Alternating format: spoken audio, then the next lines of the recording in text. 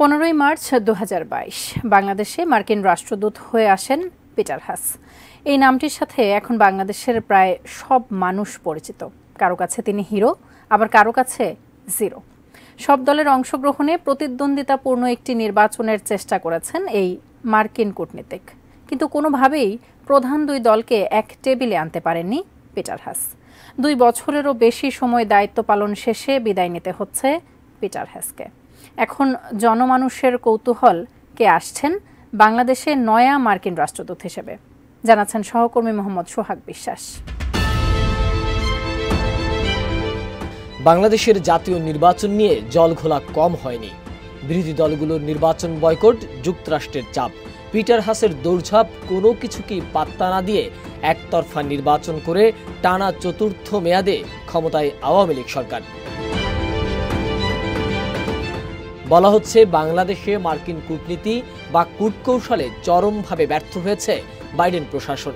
নির্বাচনের আগ থেকেই হুমকি ধামকি দেখালেও নির্বাচনের পর নতুন সরকারের সাথে বন্ধুত্বপূর্ণ সম্পর্ক স্থাপনের চেষ্টা করেছে দেশটি। ধারণা করা হচ্ছে বাংলাদেশের সাথে ভুল বোঝাবুঝির অবসান ঘটাতেই এবার রাষ্ট্রদূতকে পরিবর্তন করছে বাইডেন সরকার। এরই মধ্যে বাংলাদেশে পরবর্তী মার্কিন রাষ্ট্রদূত কে হতে পারে তা জানিয়েও দিয়েছে যুক্তরাষ্ট্রের প্রেসিডেন্ট জো বাইডেন। 9 মে বৃহস্পতিবার হোয়াইট হাউসের দেয়া এক বিবৃতিতে বাংলাদেশে পরবর্তী রাষ্ট্রদূত হিসাবে ডেভিড স্লেটন মিলের নাম ঘোষণা করেছেন মার্কিন এই প্রেসিডেন্ট। জ্যেষ্ঠ কূটনৈতিক মিলারের মনোনয়ন ইতোমধ্যে দেশটির পার্লামেন্টের উচ্চকক্ষ সিনেটে পাঠানো হয়েছে। শুনানির পর মিলকে যোগ্য মনে হলে তবেই মনোনয়ন চূড়ান্ত করে রাষ্ট্রদূত করে পাঠানো হবে ঢাকায়। মিল ঢাকায় রাষ্ট্রদূত হলে তিনি বর্তমান রাষ্ট্রদূত পিটার হাসের স্থলাভিষিক্ত হবেন। ভীষণ নিয়ে এলো ফুলঝুরি মেগা অফার সিজন 6। এই অফারে ফ্রিজ কিনলেই পাচ্ছেন নিশ্চিত 12 সেটের আকর্ষণীয় গিফট বক্স একদম ফ্রি। মিল বর্তমানে বেইজিংয়ে মার্কিন দূতাবাসে ডেপুটি চিফ অফ মিশনের দায়িত্ব পালন করছেন। 2022 সালের 26 মার্চ থেকে এই পদে দায়িত্ব পালন করছেন তিনি।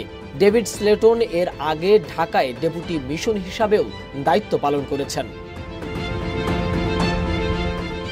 এছাড়া মিল বেইজিংয়ের দায়িত্ব পালনের আগে যুক্তরাষ্ট্রের স্টেট ডিপার্টমেন্টের ইকোনমিক ব্যুরোর ট্রেড পলিসি অ্যান্ড নেগোসিয়েশন বিভাগের উপসহকারী সচিব হিসাবেও দায়িত্ব পালন করেছেন।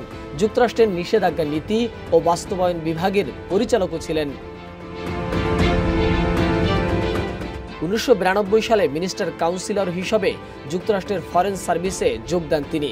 এরপর ওয়াশিংটনের ফরেন সার্ভিস ইনস্টিটিউশনের লিডারশিপ অ্যান্ড ম্যানেজমেন্টের স্কুলের সহযোগী ডিন, ঢাকায় মার্কিন রাষ্ট্রদূতের ডেপুটি চিফ অফ মিশন, মার্কিন যুক্তরাষ্ট্রের অর্থনৈতিক বিষয়ক উপদেষ্টা সহ বিভিন্ন গুরুত্বপূর্ণ পদে দায়িত্ব পালন করেছে ডেভিড মিল।